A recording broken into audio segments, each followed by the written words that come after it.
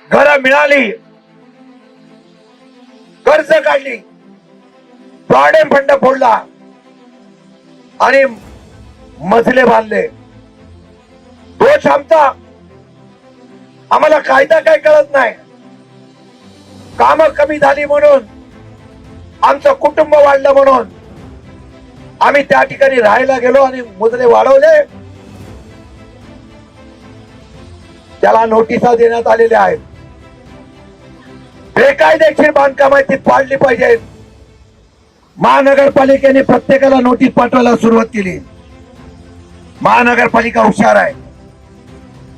एकदमच सर्वांना नोटिसा पाठवल्या तर जनक्षोभ होईल. मग ठराविक लोकांना सुरुवात केली. काही लोकांना बोललो मोर्चात सामील व्हा. ते बोलले आम्हाला नोटिसाच कुठं आल्या आहेत. अरे तुझ्या बाजूच्याला नोटीस आल्या तर तुला का नाही येणार? ही लढाई आहे.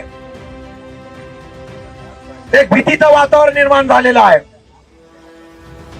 पावसाळ्यानंतर त्याच्यावर कारवाई होईल का अशा प्रकारची शंका आहे.